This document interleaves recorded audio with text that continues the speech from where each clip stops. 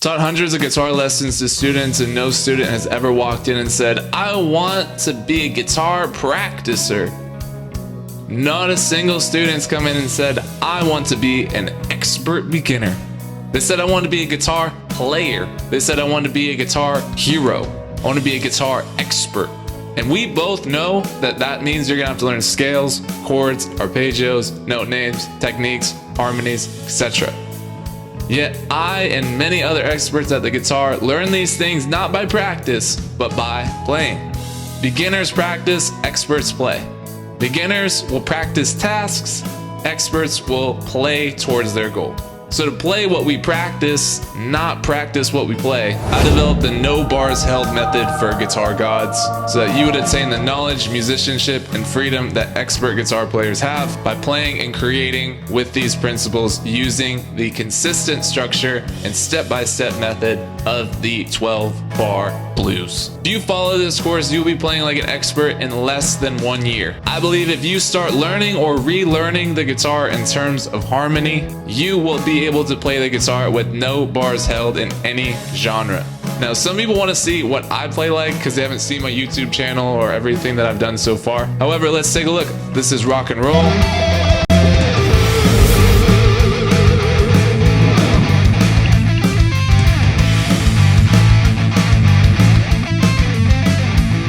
Heavy metal.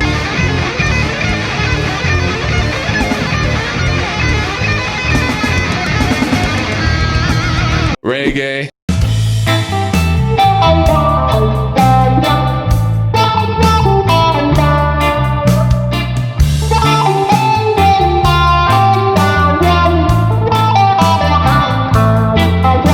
Country.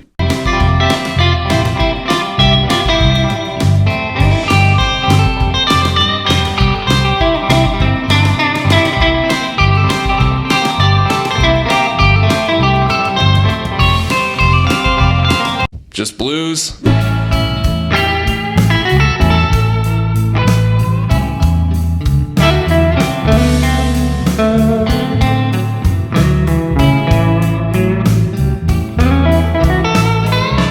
Latin rock.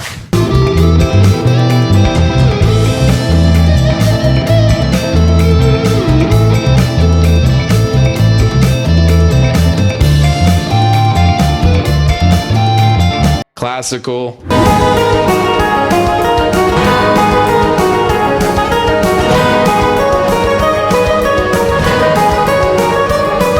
Flamenco.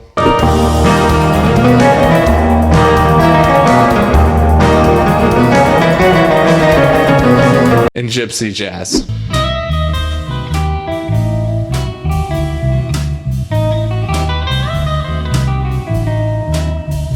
Why is this possible? Because no matter who you are as a guitar player, if you can't play the 12-bar blues, you shouldn't play the guitar.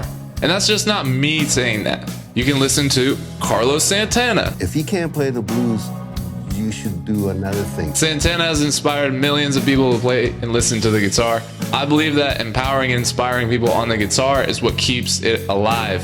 So out of gratitude to those who came before me, my goal is that 10,000 people create their own 12-bar blues. And you might wonder, oh, does this even relate to people? The blues, this sounds old. Well, I tested it out. Put a video on Facebook of me playing one of the exercises from the course called The End in Mind.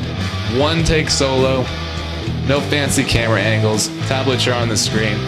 Put it out to people, and here's some of the stats and comments that I got. Why is this? Well, it says Willie Dixon says, the blues is the roots of all music and all other genres are the fruits. So if you're trying to grow a garden musically, best to start with the roots. Before I get to tell you why you should learn the guitar or why you should learn guitar through the 12-bar blues and start with the whole sales thing, if you don't want to know the magic or the underlying sleights and mechanics of harmony or become a more mindful guitar player and be more controlled like an expert on the guitar because professionals do on purpose what amateurs do on accident, then this isn't for you, and that's totally okay. You don't need to learn this kind of stuff because of guilt. You should learn this out of curiosity, courage, and to expand your creative freedom and potential. I designed this course to be the midpoint between the hobbyist and the aspiring guitar hero. those who aspire to become guitar gods. If you're put off by the word God, I think of it as like creator.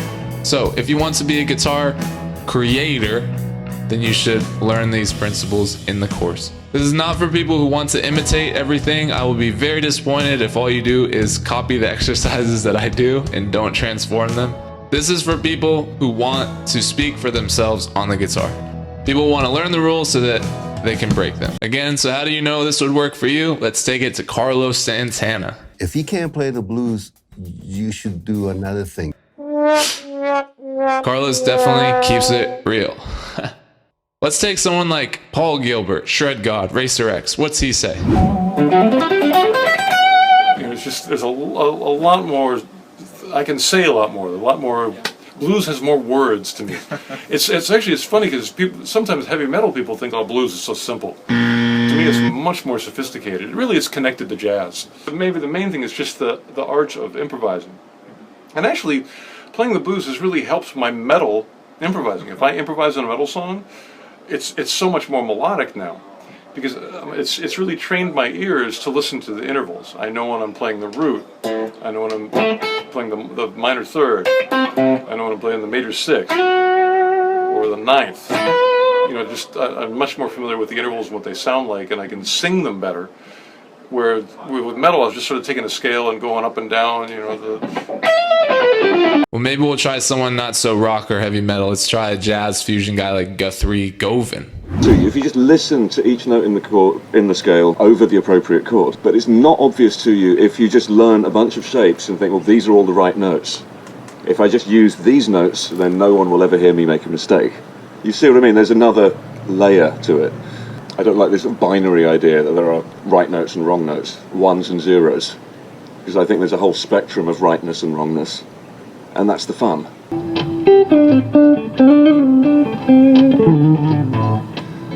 And you discover that one of the most useful things about knowing the quality of each note is that when you end a phrase, you can decide how final you want that phrase to sound.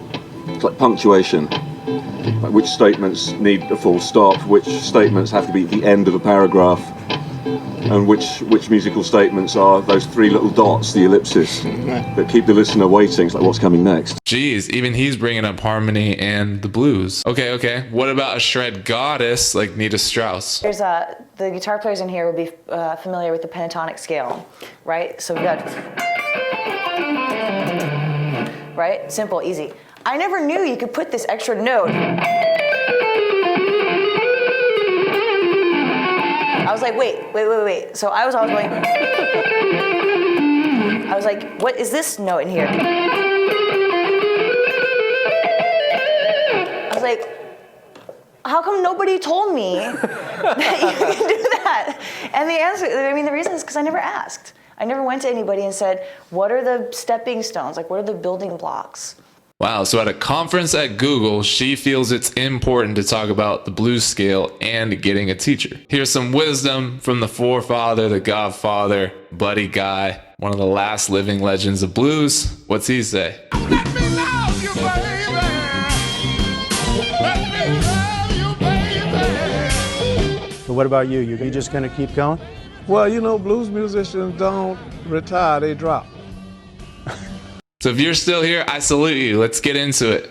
Let's talk about what experts can do on the guitar, and if you mastered the things in this course, what you would be able to do on the guitar. Imagine understanding all the steps, concepts, mechanics of the guitar, as well as your favorite guitar player. Envision being able to create your own riffs and solos effortlessly using simple techniques that the experts use. Feel the confidence that you would have knowing you could play any song and learn it twice as fast because you recognize the patterns within it from guitar heroes you love. Obtain the ability to walk into any room and synergize and jam with musicians of any genre. The comfort of understanding your own musical DNA and style and being able to create with that for the rest of your life. And my favorite, impressing people. Okay, so the magic question, what is the 12 bar? Well, a 12 bar is a 12 measure progression, so that's 12 groups of 4 beats.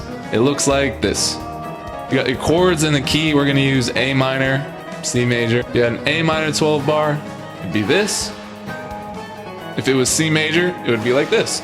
Now for each one of the 4 measures of this chord progression, there is a powerful musical skill. In the first 4 measures, we have the head. This would be equivalent to playing the same guitar riff 4 times in a row, like most songs do. And then you switch to something else. In the next 4 measures, we call this the river. You have call and response. And then the most common way to play songs is you have 1 chord for 4 beats, and then you have to switch to another and another and another. So when you're mastering this progression, you're really mastering all the skills necessary you need to be a great musician for any song you want to play. And you're picking up these cues so that way you're always on time, and you start to develop this higher level consciousness, be able to play the guitar while still listening. Usually to be good at the lead guitar, you have to be good at listening to the rhythm guitar. This is common in all genres to harmonize your leads with the chords, but it usually gets put up on this pedestal reserved for classical, flamenco, and jazz. But experts of all music do it. Even if they're not a music major, it's human nature to seek context and consonance. So in order to do this, we learn the chords and then we learn the arpeggios that you can play as your leads. That way you know the golden notes that you can play when a chord is happening. In terms of how I structured these exercises, you learn one type of chord, and then you learn the arpeggio that matches with it. You'll play it at a certain rhythm, and then use a certain genre. You play the chords for the first 12 bars, and then you play the arpeggios that match for the next 12 bars. This mimics how jam sessions go and how I learned the guitar with my guitar teacher. You learn how to listen while you're playing, how to keep rhythm, and follow a chord progression. And you know when it's time to go back to playing rhythm guitar and when it's time to go back to lead guitar. You develop again this higher level consciousness that musicians use. I kept this course in the 12-bar format because it gives the most context and the most experiential way to understand the differences between the chords and the arpeggios like music theory. What's the difference between a major chord and a minor chord? What is the difference between a 7th chord and a 9th chord? What's the difference between a major 7 and a minor 7? These things are easy to understand on paper, but how would you use this musically to say what you want? How would you play with it? These are things that you will find out when you start learning the course. Why use a 12-bar? Well, if we look at the pop chorus progression, it's usually only in the major key. And while yes, all of these songs are using this progression and it is cool, it's still just practicing the guitar by switching chords every single measure, which is not always how every song goes. And then if you look at the canon, which is the cinematic chord progression, that's pretty chaotic, and unless you're playing prog rock or jazz immediately, probably not the best place to start. The 12-bar blues is the Goldilocks chord progression that gives you the mastery of playing longer chord progressions that mimic learning a song, as well as develop all the essential musical styles and lets you play in major and minor keys. Since I found most guitar courses and most books kept people playing on the 5th fret, I wanted students to be able to play across the entire fretboard. That's why I love this fretboard. Because I want you to discover everything there is to the guitar. You probably won't, because I haven't, and I don't think anyone else has, but that's the feeling I hope you get after you learn this, that there's always a deeper level to yourself, music, and the instrument. Is this difficult? Is your next question. Yes, but the guitar is difficult. But you are the type of person that overcomes challenging things. You're courageous enough to go and master something people quit at. However, most students that come in never play the 12-bar, never play the guitar before, can learn and play this in 1 hour. And I started the course off very basic and very simple. And best of all, you're not alone. You get to ask questions in the classroom. You get to be part of a community of music makers to show your successes to. And I go live every once in a while to answer questions. And if you have a question, just ask, because my goal is to help you make more music than excuses. I continually add more and more exercises to the course to help you in that journey as well. So let's take a look at what's inside the actual course and each part of the modules. First of all, I looked at a lot of membership sites and places to sell my course, but all of them seem to always favor me, the teacher, rather than you, the student, except for Google Classroom. It's the easiest place for students to communicate with me as well as get the information and get notified about it as well.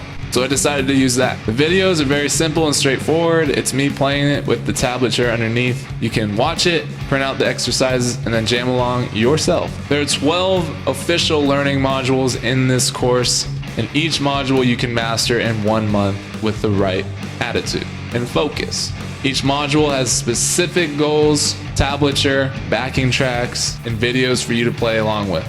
You have a welcome series which will teach you how to use this course and maximize all the benefits of it. You'll start to learn about harmony, tuning the guitar, and how to use the online library and contact me outside of lessons. You also get the Guitar Hero 365-day practice worksheet, so you never have to ask, what should I be learning today? And you also get a motivational DNA assessment, because everyone's motivated on the guitar differently, and understanding the way that you are motivated will help you succeed. And if you do struggle, we'll be able to look at that together and see how we can develop a plan to help you make more music than excuses. The next part is a musical laboratory. Every element you could ever want to make music is within this section. There's over 400 recorded audio tracks to practice along with, including scales, backing tracks, and drum beats. You also get access to recording software and plugins that I like to use and I started out with as well. Once you get to the musical navigator section, this has all your sheet music for the course, as well as all the scale charts that you could ever want. You get a bonus course called Dragon Scales, and you get my loud tablature, which is blank tablature, blank chord charts, and song machine paper so you can map out your guitar and the songs that you're learning with ease. The white section, we're gonna follow this in the traditional belt system, martial art belt system. The lay of the land gets you acquainted with your instrument, helps you put this fretboard together.